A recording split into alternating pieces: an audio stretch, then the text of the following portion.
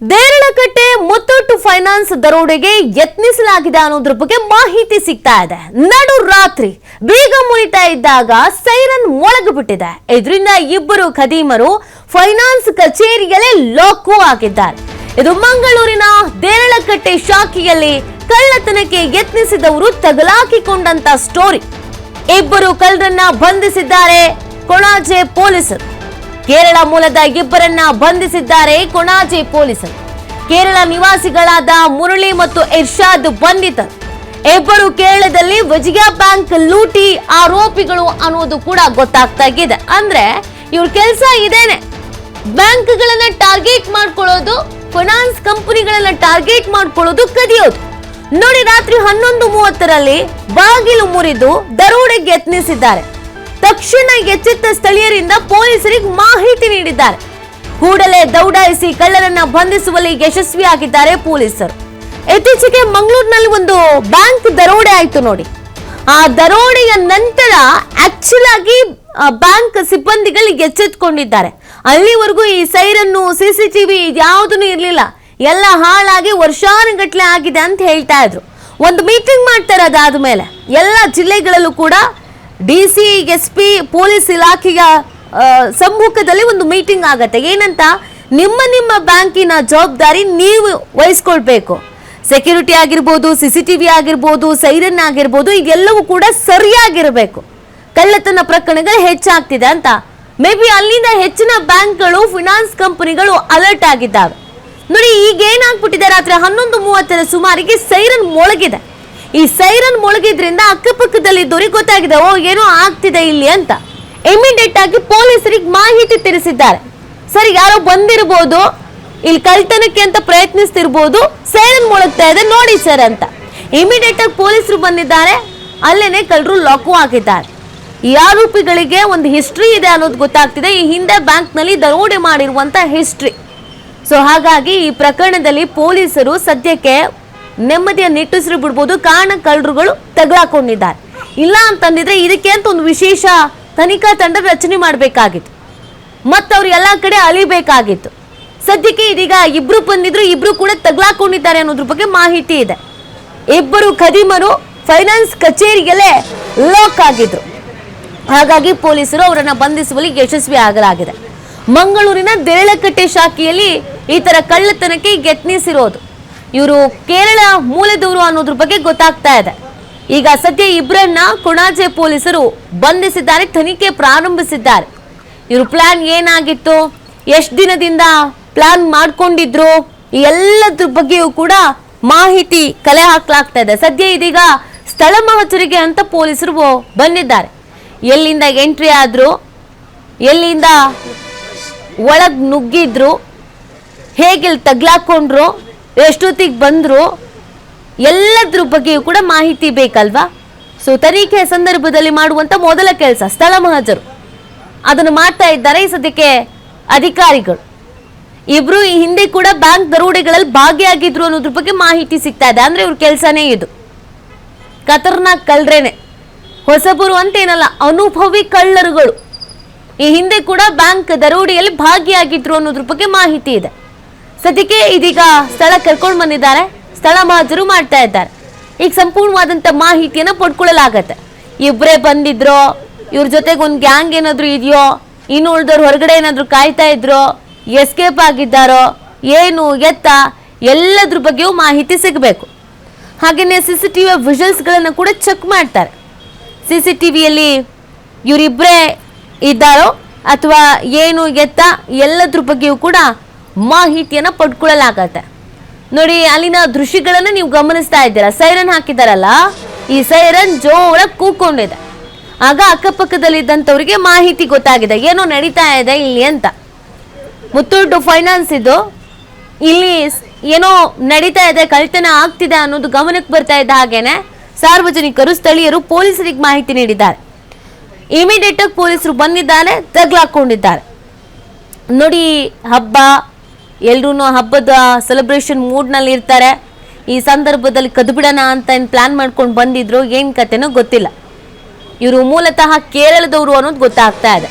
ಮಂಗಳೂರಿನಲ್ಲಿ ಕೇರಳದಿಂದ ಬಂದು ದರೋಡೆ ಮಾಡುವವರ ಸಂಖ್ಯೆ ಹೆಚ್ಚಾಗ್ತಾ ಇದೆ. ಕಳೆದ ಬಾರಿ ಬಹಳ ಸದ್ದಾಗಿತ್ತಲ್ಲ ಬ್ಯಾಂಕ್ ದರೋಡೆ, ಅದಕ್ಕೂ ನಮಗೆ ಕೇರಳ ಲಿಂಕ್ ಸಿಗ್ತಾ ಇತ್ತು. ಹಾಗೆಯೇ ಬೇರೆ ಬೇರೆ ಪ್ರಕರಣಗಳಲ್ಲೂ ಕೂಡ ಕೇರಳದ ಲಿಂಕ್ ಸಿಗತ್ತೆ. ಪಕ್ಕದಲ್ಲೇ ಇರೋದ್ರಿಂದ ಈಸಿಯಾಗಿ ಟಾರ್ಗೆಟ್ ಮಾಡ್ಕೊಂಡಂಗೆ ಕಾಣಿಸ್ತಾ ಇದೆ. ಈ ಬಗ್ಗೆ ಮತ್ತಷ್ಟು ಮಾಹಿತಿಯನ್ನು ನೀಡ್ತಾರೆ ನಮ್ಮ ಪ್ರತಿನಿಧಿ ಆದಿತ್ಯ. ಅಲ್ಲಿನ ಮುತ್ತೂಟ್ ಫೈನಾನ್ಸ್ ನಿಂದಲೇ ನೇರ ಸಂಪರ್ಕದಲ್ಲಿ ಜಾಯಿನ್ ಆಗ್ತಾ ಇದ್ದಾರೆ. ಆದಿತ್ಯ, ಸಹಜವಾಗಿ ಒಂದು ಪ್ರಶ್ನೆ ಯಾವಾಗ್ಲೂ ಮೂಡುತ್ತೆ, ಯಾಕೆ ಮಂಗಳೂರೇ ಟಾರ್ಗೆಟ್ ಆಗುತ್ತೆ? ಕೇರಳದವರು ಸಲೀಸಾಗಿ ಇಲ್ಲಿನೇ ಟಾರ್ಗೆಟ್ ಮಾಡ್ಕೊಳ್ತಾರೆ ಅಂತ. ಈಗ ಇಬ್ರು ಕಳ್ಳರು ತಗ್ಲಾಕೊಂಡಿದ್ದಾರೆ, ಒಂಚೂರು ಪೊಲೀಸರಿಗೆ ತನಿಖೆ ಮಾಡೋದಕ್ಕೆ ಈಸಿ ಆಗತ್ತೆ. ಬಟ್ ಇವ್ರ ಹಿನ್ನೆಲೆ ಹಿಸ್ಟ್ರಿ ಏನು ಅಂತ, ಈ ಹಿಂದೆ ಎಲ್ಲೆಲ್ಲಿ ಕಳ್ತನ ಮಾಡಿದ್ರು, ಇಬ್ಬರೇ ಇದ್ರಾ, ಇವ್ರ ಜೊತೆಗೆ ಇನ್ನೂ ಯಾರಾದ್ರೂ ಬಂದಿದ್ರಾ, ಹೊರಗಡೆ ನಿಂತು ಕಾಯ್ತಾ ಇದ್ರಾ, ಡೀಟೇಲ್ ಏನ್ ಸಿಗ್ತಾ ಇದೆ ಆದಿತ್ಯ? ನಿಜಕ್ಕೂ ನೀತಿ ಕೋಟೆಕಾರ್ ಬ್ಯಾಂಕ್ ರಾಬರಿಯ ಬಳಿಕ ಮತ್ತೆ ಮಂಗಳೂರಿನ ದೇರಳಕಟ್ಟೆ ಪ್ರದೇಶ, ಅಂದ್ರೆ ಕಳೆದ ಬಾರಿ ಏನು ಕೋಟೆಕಾರ್ನಲ್ಲಿ ಬ್ಯಾಂಕ್ ರಾಬರಿ ಆಗಿತ್ತು ಅದಕ್ಕೆ ಆಸುಪಾಸಿನಲ್ಲಿ ಇರುವಂತಹ ಒಂದು ಪ್ರದೇಶ ದೇರಳಕಟ್ಟೆ. ಆ ದೇರಳಕಟ್ಟೆಯಲ್ಲಿ ಇರುವಂತಹ ಒಂದು ಫೈನಾನ್ಸ್, ಮುತ್ತೂಟ್ ಫೈನಾನ್ಸ್ ಮೇಲೆ ನಿನ್ನೆ ಕಳ್ಳರ ಒಂದು ಕಣ್ಣು ಬಿದ್ದಿರುವಂತದ್ದು. ನಿನ್ನೆ ದರೋಡೆಗೆ ಒಂದು ವಿಫಲ ಯತ್ನವನ್ನು ಅವರು ಮಾಡಿದ್ದಾರೆ. ಆದ್ರೆ ಇಲ್ಲಿನ ಒಂದು ಸೆಕ್ಯೂರಿಟಿ ಸಿಸ್ಟಮ್ಗಳು ಬಹಳ ಟೈಟ್ ಆಗಿದ್ದಂತ ಕಾರಣದಿಂದಾಗಿ ಅವರು ತಗಲಾಕೊಂಡಿದ್ದಾರೆ. ಸದ್ಯ ನಾನು ಅದೇ ಪ್ರದೇಶದಲ್ಲಿ ಇದ್ದೇನೆ, ಸ್ಪಾಟ್ ನಲ್ಲಿ ಇದ್ದೇನೆ, ಅಥವಾ ದೃಶ್ಯದಲ್ಲಿ ಗಮನಿಸ್ತಾ ಹೋಗಬಹುದು.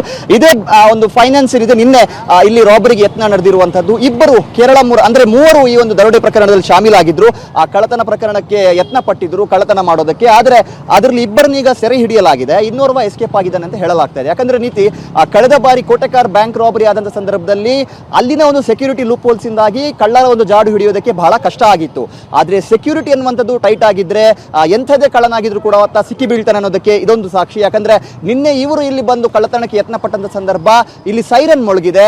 ಆ ಸೈರನ್ ನ ಒಂದು ಪ್ರಭಾವದಿಂದಾಗಿ, ಅದರ ಒಂದು ಸೌಂಡ್ ನಿಂದಾಗಿ ಸುತ್ತಮುತ್ತಲಿನ ಎಲ್ಲಾ ಜನರು ಕೂಡ ಅಲರ್ಟ್ ಆಗಿದ್ದಾರೆ. ಅಂದ್ರೆ ಮಧ್ಯರಾತ್ರಿ 1:30 ಗಂಟೆಗೆ ಈ ಒಂದು ಪ್ರಯತ್ನ ನಡೆದಿರುವಂತದ್ದು. ಆ ಮಧ್ಯರಾತ್ರಿ 1:30 ಗಂಟೆಗೆ ಸೈರನ್ ಯಾವಾಗ ಆಗುತ್ತೋ, ಯಾವಾಗ ಕಳ್ಳರು ಒಂದು ಡ್ರಿಲ್ಲಿಂಗ್ ಮಿಷನ್ ಅನ್ನ ಯೂಸ್ ಮಾಡಿ ಇದರ ಬಾಗಿಲನ್ನ ಮುರಿದು ಒಳ ಹೋಗೋದಕ್ಕೆ ಯತ್ನ ಪಡ್ತಾರೋ, ಆ ಸ್ಥಳೀಯರು ಕೂಡ ಅಲರ್ಟ್ ಆಗ್ತಾರೆ. ಏಕಾಏಕಿ ಅವರು ಬ್ಯಾಂಕ್ ನತ್ತ ದೌಡಾಯಿಸ್ತಾರೆ. ಈ ಸಂದರ್ಭ ಮೂವರ ಪೈಕಿ ಇಬ್ಬರು ಲಾಕ್ ಆಗ್ತಾರೆ, ಇನ್ನೋರ್ವ ಆ ಒಂದು ಬಿಲ್ಡಿಂಗ್ ನಿಂದ ಹಾರಿ ಆತ ಎಸ್ಕೇಪ್ ಆಗ್ತಾನೆ. ಇವರು ಕೇರಳದ ಮೂಲದವರು ಅಂತ ಹೇಳಲಾಗ್ತಾ ಇದೆ. ಕೇರಳ ನಿವಾಸಿಗಳಾಗಿರುವಂತಹ ಮುರಳಿ ಮತ್ತು ಇರ್ಷಾದ್. ಈಗ ಇವರನ್ನ ಪೊಲೀಸರು ಅರೆಸ್ಟ್ ಮಾಡಿ ಇಲ್ಲಿ ಕರ್ಕೊಂಡ್ಬಂದು ಈಗ ಸ್ಪಾಟ್ ಮಹಾಜರು ಕೂಡ, ಸ್ಥಳ ಮಹಾಜರು ಕೂಡ ಮಾಡ್ತಾ ಇದ್ದಾರೆ. ಯಾವ ರೂಟ್ ನಿಂದ ಅವರು ಕಳ್ಳತನಕ್ಕೆ ಹೋಗಿದ್ರು, ಯಾವ ರೀತಿ ಅವರು ಕಳ್ಳತನಕ್ಕೆ ಸ್ಕೆಚ್ ಹಾಕಿದ್ರು, ಎಲ್ಲದರ ಬಗ್ಗೆ ಕೂಡ ಈಗ ಮಹಾಜರು ಅನ್ನುವಂಥದ್ದು ನಡೀತಾ ಇದೆ. ಇವರ ಹಿನ್ನೆಲೆಯನ್ನು ನೋಡೋದಾದ್ರೆ ಇವರು ಪಕ್ಕಾ ಕ್ರಿಮಿನಲ್ಸ್. ಕಳೆದ ಬಾರಿ ಕೂಡ ಒಂದು ಕೇರಳದ ವಿಜಯ ಬ್ಯಾಂಕ್ ನ ಒಂದು ಕಳ್ಳತನ ಪ್ರಕರಣದಲ್ಲೂ ಕೂಡ ಇವರು ಭಾಗಿಯಾಗಿದ್ರು. ಸೊ ಇವರು ನಿನ್ನೆ ಸಂಜೆ ರೈಲಿನಲ್ಲಿ ಬಂದಿದ್ದಾರೆ ಅಂತ ಹೇಳಲಾಗ್ತಾ ಇದೆ. ರಾತ್ರಿವರೆಗೂ ಕೂಡ ಈ ಆಸುಪಾಸಿನಲ್ಲೇ ಕಾದು ಕುಳಿತುಕೊಂಡಿದ್ದಾರೆ. ಯಾವಾಗ ಕತ್ತಲು ಆಯಿತೋ ಆ ಸಂದರ್ಭದಲ್ಲಿ ಮಧ್ಯರಾತ್ರಿ ಅದನ್ನ ಸಂದರ್ಭ ಅಟ್ಯಾಕ್ ಮಾಡಿದ್ದಾರೆ.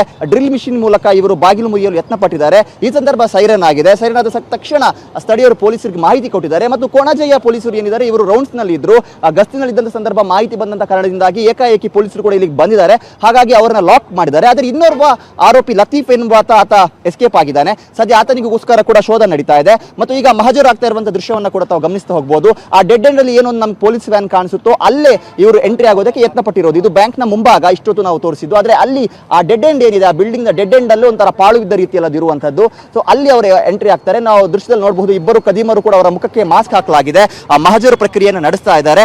ಅಂದ್ರೆ ನಿನ್ನೆ ಆ ಹಿಂದ್ಗಡೆಯಿಂದ ಅವರು ಎಂಟ್ರಿ ಆಗಿದ್ದಾರೆ. ಹಿಂದ್ಗಡೆಯಿಂದ ಎಂಟ್ರಿ ಆಗಿ ಬಿಲ್ಡಿಂಗ್ ನ ಮೇಲ್ಭಾಗದಿಂದ ಬಂದು ಕೆಳಗಡೆ ಬಂದು ಇಲ್ಲಿ ಆ ಒಂದು ಡ್ರಿಲ್ಲಿಂಗ್ ಮಿಷಿನ್ ಮೂಲಕ ಒಂದು ಬ್ಯಾಂಕ್ ನ ಫೈನಾನ್ಸ್ ನ ಒಂದು ಬಾಗಿಲೇನಿದೆ ಮುಖ್ಯ ದ್ವಾರ, ಅದನ್ನ ಹೊಡೆಯೋದಕ್ಕೆ ಯತ್ನ ಪಟ್ಟಿರುವಂತದ್ದು. ಆದ್ರೆ ಈ ಸಂದರ್ಭ ಸೈರನ್ ಆಗಿದೆ. ಈಗ ಇಬ್ಬರನ್ನು ಕೂಡ ಸ್ಥಳ ಮಹಾಜರು ಮಾಡ್ತಾ ಇದ್ದಾರೆ. ಒಂದು ದೃಶ್ಯದಲ್ಲಿ ನೋಡ್ತಾ ಹೋಗಬಹುದು, ಇಬ್ಬರು ಆರೋಪಿಗಳು ಅವರು ಮುಖಕ್ಕೆ ಮಾಸ್ಕ್ ಹಾಕಿದ್ದಾರೆ. ಮತ್ತು ಅವರು ಏನು ಬರುವಂತ ಸಂದರ್ಭದಲ್ಲೂ ಕೂಡ ಒಂದಿಷ್ಟು ಹೈಡ್ರಾಮಾ ಮಾಡುವಂತ ಯತ್ನಕ್ಕೂ ಕೂಡ ಆ ಕಳ್ಳರ ಪೈಕಿ ಓರ್ವ ಯತ್ನ ಪಟ್ಟಿರುವಂತದ್ದು. ನಾನು ಇಲ್ಲಿಂದ ಹೋಗಿಲ್ಲ, ಬೇರೆ ಕಡೆಯಿಂದ ಹೋಗಿದ್ದೀನಿ, ನಾನು ಶಾಮೀಲಾಗಿಲ್ಲ, ಹಾಗೆ ಹೀಗೆ ಅಂತ ಸ್ವಲ್ಪ ಹೈಡ್ರಾಮಾ ಮಾಡುವಂತ ಘಟನೆಗಳು ಕೂಡ ನಡೆದಿದೆ. ಆದ್ರೆ ಪೊಲೀಸರು ಈಗ ಇಬ್ಬರಿಗೂ ಕೂಡ ಬಿಸಿ ಮುಟ್ಟಿಸಿ ಎಕ್ಸಾಕ್ಟ್ ಆಗಿ ಯಾವ ತರ ಕಳ್ತನ ಮಾಡಿದ್ದೀರಾ, ನೀವು ಎಲ್ಲಿಂದ ಬಂದಿದ್ದೀರಾ, ನಿಮ್ಮ ಹಿಂದೆ ಯಾರಾದರೂ ಬೇರೆಯವರು ಇದ್ದಾರಾ, ಇಲ್ಲೇ ಬಂದು ದರೋಡೆ ಮಾಡೋದಕ್ಕೆ ಕಾರಣ ಏನು ಅನ್ನುವಂಥ. ಪ್ರಮುಖವಾಗಿ ಕೇರಳ ಭಾಗದ ಕಳ್ಳರು ಏನಿದ್ದಾರೆ ಅವರ ಕರಿನೇರಳು ಅಂದರೆ ಅವರ ವಕ್ರದೃಷ್ಟಿ ಅನ್ನುವಂಥದ್ದು ಮಂಗಳೂರು ಭಾಗದ ಮೇಲೆ, ಪ್ರಮುಖವಾಗಿ ಗಡಿ ಭಾಗದ ಬ್ಯಾಂಕ್ಗಳ ಮೇಲೆ ಇರುವಂಥದ್ದು. ಕೋಟೆಕಾರ್ ಬ್ಯಾಂಕ್ ರಾಬರಿಯಲ್ಲೂ ಕೂಡ ಇದೇ ಆಗಿರುವಂಥದ್ದು. ಯಾಕಂದರೆ ಗಡಿ ಭಾಗದಲ್ಲಿರುವಂಥ ಬ್ಯಾಂಕ್ಗಳೇ ಇವರ ಟಾರ್ಗೆಟ್ ಆಗಿದೆ. ಯಾಕಂದರೆ ಆರಾಮಾಗಿ ಎಸ್ಕೇಪ್ ಆಗಬಹುದು ಅನ್ನುವಂಥ ಲೆಕ್ಕಾಚಾರ ಇವರಲ್ಲಿ ಇರುತ್ತೆ.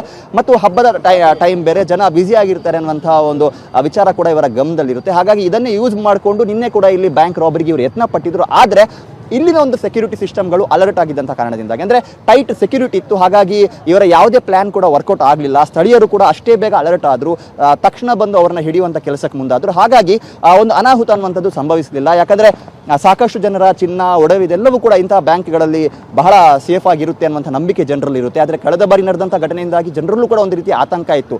ಮತ್ತು ಕೋಟೆಕಾರ್ ಬ್ಯಾಂಕ್ನಲ್ಲಿ ಯಾವ ಥರ ರಾಬರಿ ಆಯಿತು, ಅಲ್ಲೆಲ್ಲ ಏನೆಲ್ಲ ಲೂಪ್ ಹೋಲ್ಸ್ ಇತ್ತು, ಇದಕ್ಕೆ ಸಂಬಂಧಪಟ್ಟ ಹಾಗೆ ಒಂದು ಸಭೆಯನ್ನು ಕೂಡ ಮಾಡಲಾಗಿತ್ತು ಜಿಲ್ಲೆಯಲ್ಲಿ. ಯಾವ ಬ್ಯಾಂಕ್ನಲ್ಲೆಲ್ಲ ಈ ಥರ ಲೂಪ್ ಹೋಲ್ಸ್ ಇದೆಯೋ ಅದನ್ನೆಲ್ಲವನ್ನು ಕೂಡ ತಕ್ಷಣ ಸರಿಪಡಿಸಬೇಕು. ಅದು ಸೈರನ್ ವ್ಯವಸ್ಥೆ ಆಗಿರ್ಬೋದು, CC ಕ್ಯಾಮರಾದ ವ್ಯವಸ್ಥೆಗಳಾಗಿರ್ಬೋದು, ಎಲ್ಲವನ್ನ ಕೂಡ ಸರಿಪಡಿಸಬೇಕು ಅನ್ನುವಂಥ ಕಟ್ಟುನಿಟ್ಟಿನ ಒಂದು ಆದೇಶವನ್ನು ನೀಡಲಾಗಿತ್ತು.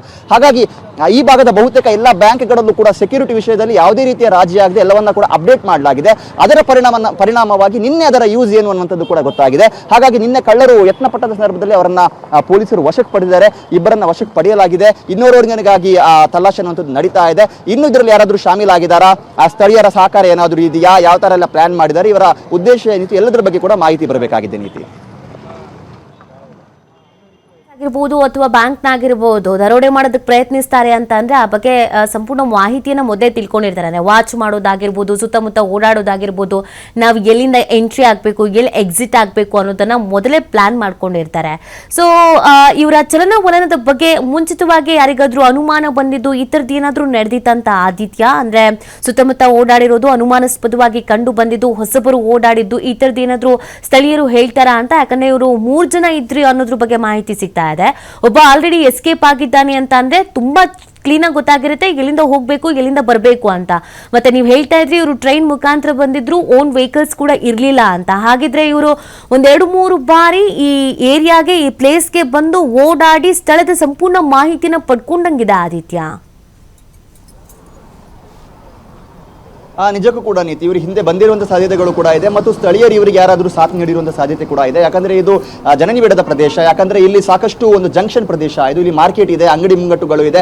ಹಾಗಾಗಿ ಲೇಟ್ ನೆಟ್ವರ್ಕ್ ಕೂಡ ಜನರ ಓಡಾಟ ಅನ್ನುವಂಥದ್ದು ಇರುತ್ತೆ. ಆದರೆ ಈ ಆಗಂತಕರು ಏನಿದ್ದಾರೆ, ಇವರು ಬಂದಂತ ಸಂದರ್ಭ ಯಾರಿಗೂ ಅನುಮಾನ ಬಂದಿರಲಿಲ್ಲ. 3 ಜನ ಇದ್ರು. ಮತ್ತು ಇವರೊಂದು ನಿರ್ಜನ ಪ್ರದೇಶದಲ್ಲಿ ನಿಂತ್ಕೊಂಡು ಎಲ್ಲರನ್ನ ಕೂಡ ಗಮನಿಸ್ತಾ ಇದ್ರು. ವಾತಾವರಣ ಯಾವಾಗ ಬಹಳ ತಣ್ಣಗಾಗುತ್ತೋ, ಜನ ಕಮ್ಮಿ ಆಗುತ್ತೋ, ಜನರು ಇಲ್ಲಿಂದ ತಮ್ಮ ಮನೆಗಳಿಗೆ ಹೋಗ್ತಾರೋ ಆ ಸಂದರ್ಭಕ್ಕೋಸ್ಕರ ಇವರು ಕಾಯ್ತಾ ಇದ್ರು. ಸೊ ನೀವು ಹೇಳ್ತಾ ಇದ್ದಾಗೆ ಇದು ಇವತ್ತಿನ ಅಥವಾ ನಿನ್ನೆ ಒಂದು ಪ್ಲಾನ್ ಅಲ್ಲ, ಈ ಹಿಂದೆ ಕೂಡ ಪ್ಲಾನ್ ಮಾಡಲಾಗಿತ್ತು. ಮತ್ತು ಈ ಬ್ಯಾಂಕಿಗೆ ಸಲೀಸಾಗಿ ನುಗ್ಗೋದಕ್ಕೆ ಒಂದು ರೂಟ್ ಇರಬಹುದು, ಅಥವಾ ಹಿಂದ್ಗಡೆಯಿಂದ ಬಂದ್ರೆ ಯಾರಿಗೂ ಗೊತ್ತಾಗೋದಿಲ್ಲ, ಅದೊಂದು ಚೂರಲ್ಲಿ ಜನ ಇಲ್ಲದಂತ ಒಂದು ಪ್ರದೇಶ, ಈ ತರ ಎಲ್ಲ ಮಾಹಿತಿ ಕೊಟ್ಟಿರುವಂತಹ ಸಾಧ್ಯತೆ ಕೂಡ ಇದೆ. ಮತ್ತು ಸ್ಥಳೀಯರು ಯಾರಾದರೂ ಮಾಹಿತಿ ಕೊಟ್ಟಿರುವಂತಹ ಸಾಧ್ಯತೆಗಳು ಕೂಡ ಇದೆ. ಇದರೊಂದಿಗೆ ಇವರೇ ಈ ಹಿಂದೆ ಬಂದು ಈ ತರ ಒಂದು ಬ್ಲೂ ಪ್ರಿಂಟ್ ಅನ್ನ ರೆಡಿ ಮಾಡಿಕೊಂಡು ನಾವು ಎಲ್ಲಿಂದ ನುಗ್ಗಬಹುದು, ಅಕಸ್ಮಾತ್ ನಾವು ಲಾಕ್ ಆದ್ರೆ ಯಾವ ತರ ಎಸ್ಕೇಪ್ ಆಗಬಹುದು, ಈ ಎಲ್ಲದರ ಬಗ್ಗೆ ಕೂಡ ಇವರು ಕೂಲಂಕುಷವಾಗಿ ಒಂದು ಯೋಚನೆಯನ್ನ ಪ್ಲಾನ್ ಅನ್ನ ಮಾಡಿದ್ದಾರೆ. ಅದಕ್ಕೆ ಪೂರಕವಾಗಿ ನಿನ್ನೆ ಇಬ್ರು ಲಾಕ್ ಆದ್ರು. ಯಾಕಂದ್ರೆ ಒಬ್ಬ ಒಂದು ಮೂಲೆಯಲ್ಲಿ, ಇನ್ನೊಂದು ಡೆಡ್ ಎಂಡ್ ಅಲ್ಲಿ ಲಾಕ್ ಆಗಿರುವಂತದ್ದು. ಹಾಗಾಗಿ ಆ ಜನರಿಗೆ ಅವರು ಆರಾಮಾಗಿ ಸಿಕ್ಕಿದ್ರು. ಆದ್ರೆ ಇನ್ನೊಬ್ಬ ಮಾತ್ರ ಜಂಪ್ ಆಗಿ ಎಸ್ಕೇಪ್ ಆಗಿದ್ದಾನೆ. ಆತನಿಗೋಸ್ಕರ ತಲಾಶ್ ನಡೀತಾ ಇದೆ. ನೀತಿ ಫೈನ್, ಥ್ಯಾಂಕ್ ಯು ಆದಿತ್ಯ ತಮ್ಮೆಲ್ಲ ಡೀಟೇಲ್ಸ್ಗಾಗಿ.